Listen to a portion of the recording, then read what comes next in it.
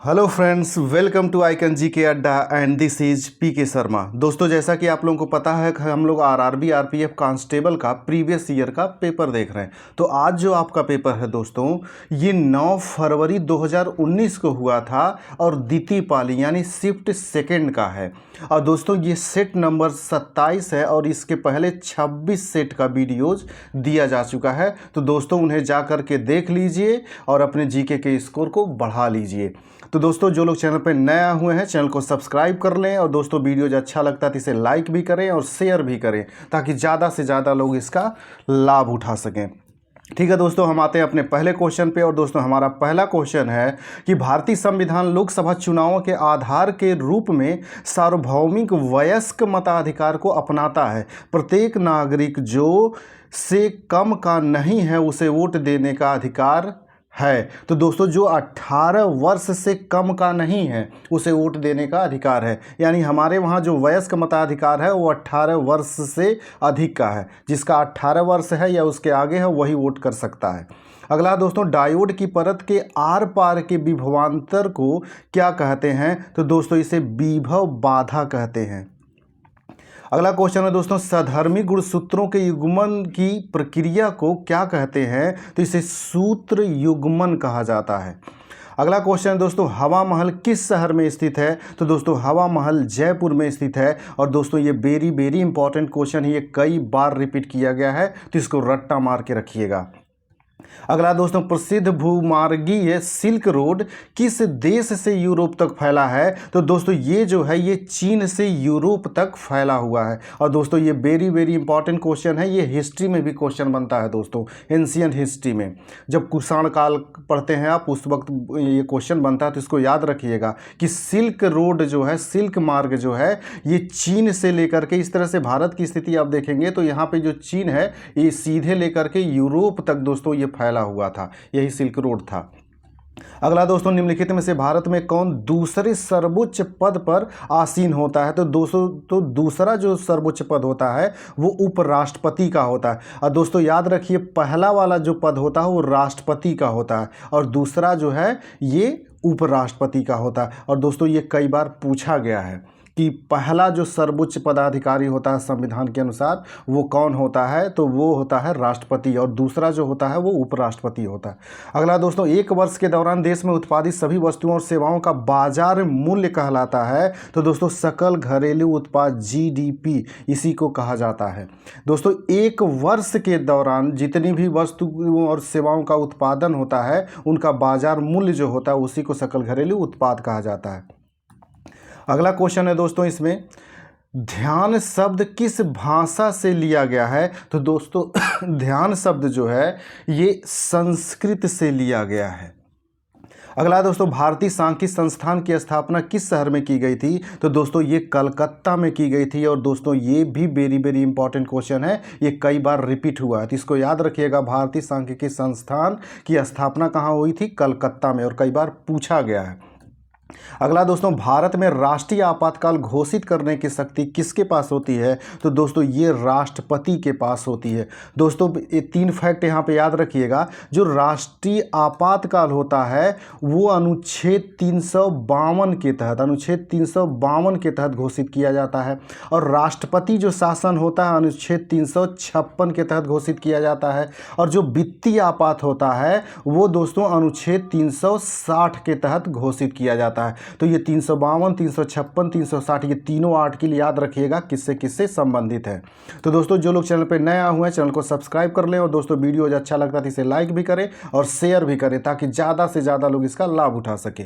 अगला दोस्तों, सुजानी कढ़ाई की उत्पत्ति किस राज्य में हुई? तो दोस्तों, इसकी उत्पत्ति बिहार राज्य में हुई है। अगला दोस्तों, भारत में अब तक कितनी बार वित्तीय आपातकाल घोषित किया गया है? तो दोस्तों, अभी कभी भी वित्तीय आपात घोषित नहीं किया गया है। और दोस्तों याद रखिएगा, जो वित्तीय आपातकाल होता है ये अनुच्छेद 360 के तहत घोषित किया जाता है। अभी मैंने आपको ऊपर बताया। अगला क्वेश्चन है दोस्तों, माल और सेवा कर यानी कि जीएसटी भारत में लागू हुआ था। तो दोस्तों ये जुलाई 2017 से लागू हुआ था। और दोस्तों ये वेरी इंपॉर्टेंट क्वेश्चन है, खास करके जो यूपी इस कांस्टेबल का पेपर दे रहे हैं दोस्तों, उनके लिए तो ये पूरी तरह से रट्टाबाजी होना चाहिए कि कब जीएसटी लागू हुआ था, कि पहले देश कौन था जिसमें जीएसटी लागू हुआ था। ये सारे क्वेश्चन जो आए हैं ये सब रट्टा मार के रखिएगा। अगला दोस्तों, आईसीसी ने किस वर्ष पहली बार क्रिकेट विश्व कप में सीमित ओवर की शुरुआत की थी? दोस्तों ये केवल आपसे पूछ रहा कि सीमित ओवर की शुरुआत जो की गई थी 1975 में की गई थी दोस्तों, 1975 में। अगला दोस्तों, ग्रेट आर्टेजियन बेसिन निम्नलिखित में से किस देश में स्थित है? तो दोस्तों ये ऑस्ट्रेलिया में स्थित है। और दोस्तों ये कई बार क्वेश्चन रिपीट किया गया, तो इसको रट्टा मार के रखिएगा। और दोस्तों जो ज्योग्राफी का मैं पढ़ा रहा हूँ आपको, ज्योग्राफी का टॉपिक वाइज जो दे रहा हूँ लूसेंट का ज्योग्राफी का जो टॉपिक वाइज आपको वीडियोज दिया जा रहा है, उसमें ये सारे क्वेश्चन मिलेंगे ज्योग्राफी वाला। जब टॉपिक मैं पूरा कंप्लीट कर दूंगा, तो इसके लिए घबराने की आपको ज़रूरत नहीं है। अगला क्वेश्चन है दोस्तों, न्यूरॉन्स को समर्थित, संरक्षित और पोषित करने वाली तंत्रिका तंत्र की कोशिकाओं को कहा जाता है। तो दोस्तों इसे ग्लीसियल कोशिका कहा जाता है, ग्लीसियल कोशिका। और दोस्तों ये इंपॉर्टेंट क्वेश्चन है, इसको याद रखिएगा, ये रिपीट करने वाला क्वेश्चन है। अगला दोस्तों, क्रिकेट के मैदान में के केंद्र में क्या होता है? तो दोस्तों क्रिकेट के मैदान के केंद्र में स्क्वायर लेग होता है। और दोस्तों ये भी इंपॉर्टेंट क्वेश्चन है। अगला दोस्तों, गैस में ध्वनि की गति निर्धारण के लिए किस पद्धति का उपयोग किया जाता है?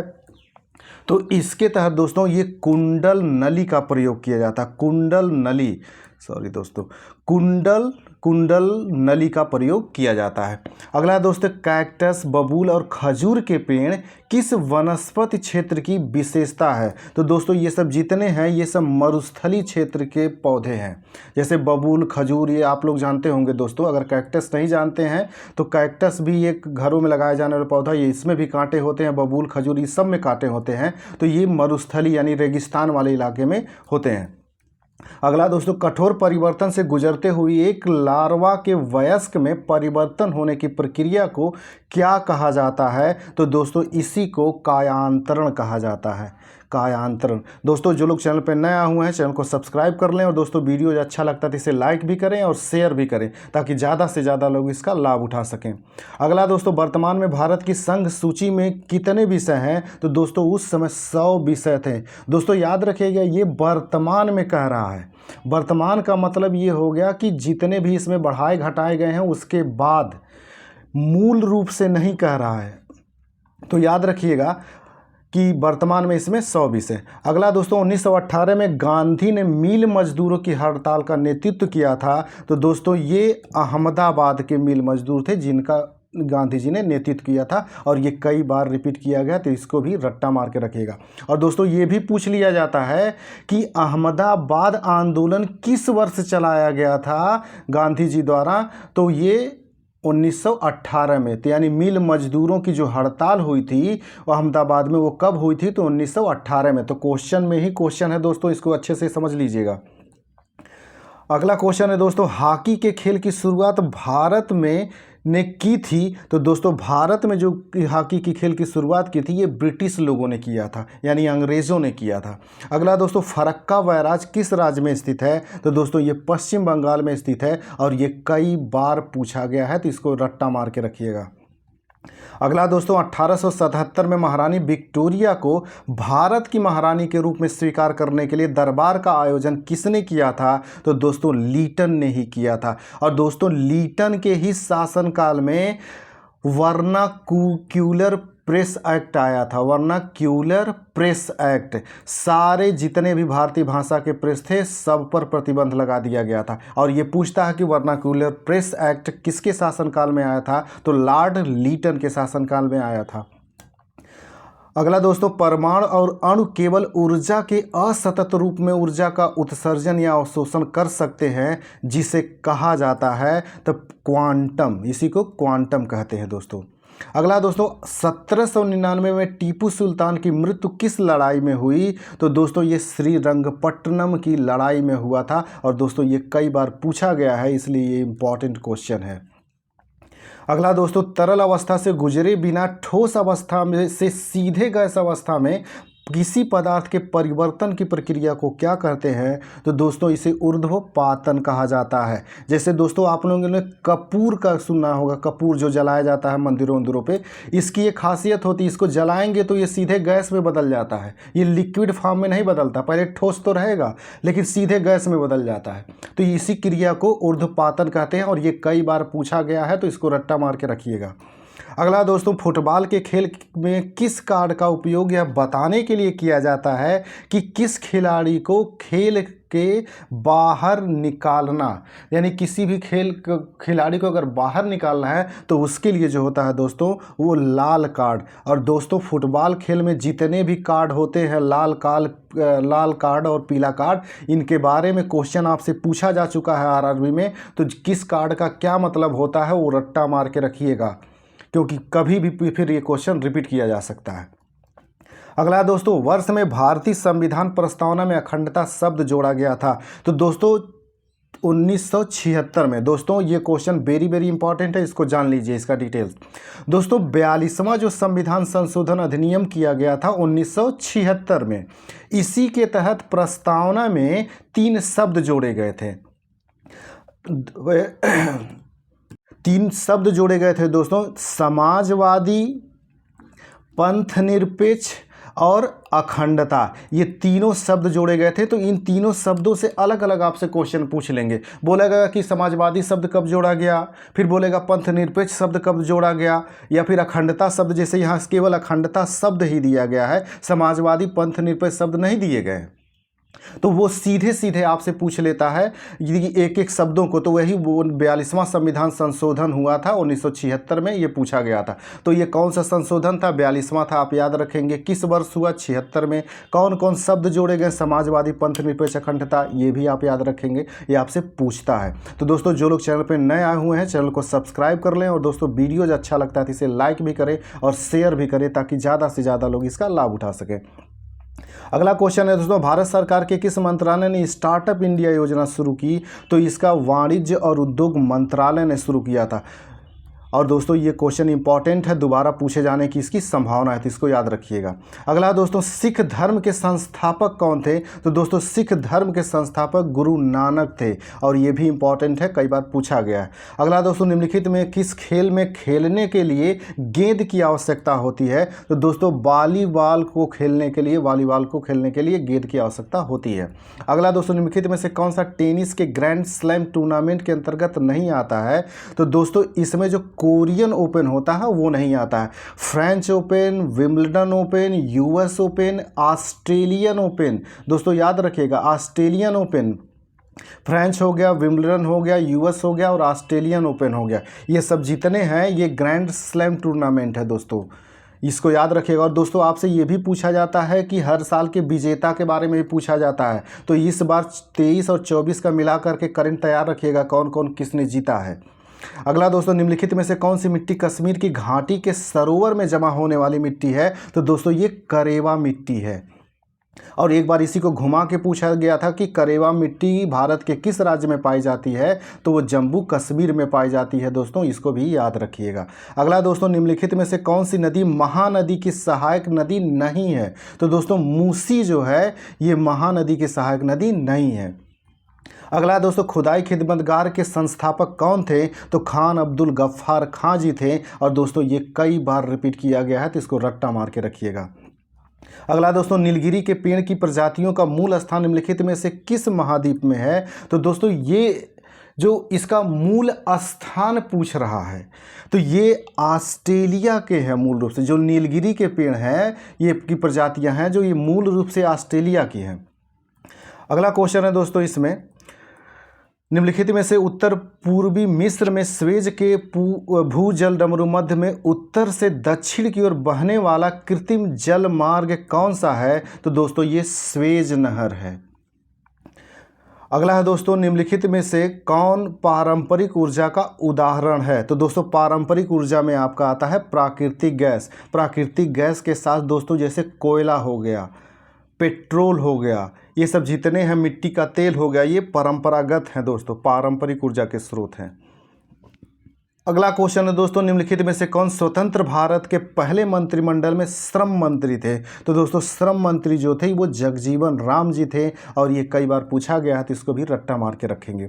दोस्तों जो लोग चैनल पर नए आए हुए हैं चैनल को सब्सक्राइब कर लें, दोस्तों वीडियो जो अच्छा लगता है तो इसे लाइक भी करें और शेयर भी करें, ताकि ज़्यादा से ज़्यादा लोग इसका लाभ उठा सकें। अगला है दोस्तों, निम्नलिखित में से कौन सा देश पश्चिम एशिया का सबसे छोटा देश है? तो दोस्तों पश्चिम एशिया का सबसे छोटा देश बहरीन है।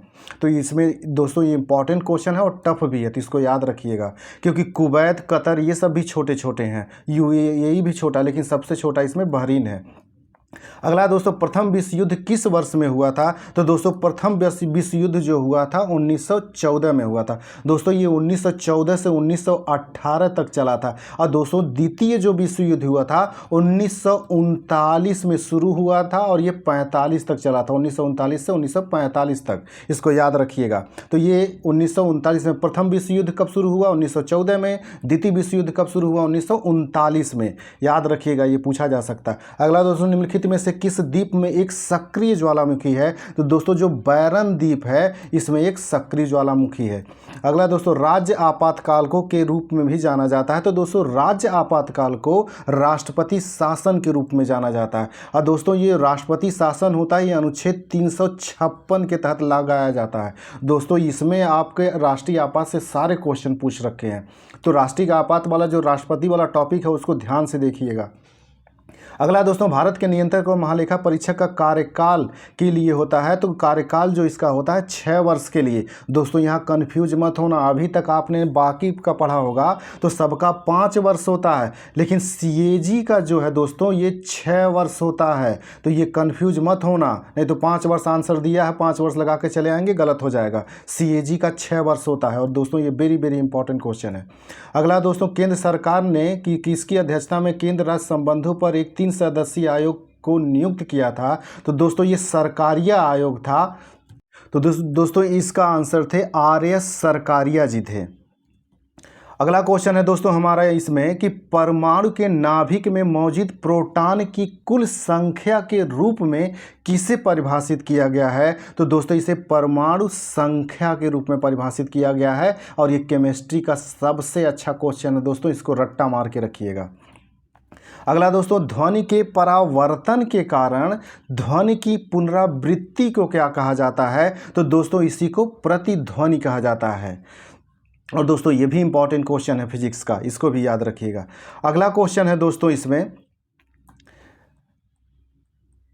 निम्नलिखित में से कौन सी महत्वपूर्ण विविधता हिमालयी आर्द्र वन में पाई जाती है? तो ये दोस्तों इसमें बलूत जो है ये पाई जाती है। और दोस्तों ये आपके इस सेट का लास्ट क्वेश्चन था। तो दोस्तों जो लोग चैनल पर नए आए हुए हैं चैनल को सब्सक्राइब कर लें, और दोस्तों वीडियो जो अच्छा लगता है तो इसे लाइक भी करें और शेयर भी करें। ठीक है दोस्तों, हम लोग मिलते हैं अगले वीडियो में, तब तक के लिए नमस्कार, जय हिंद।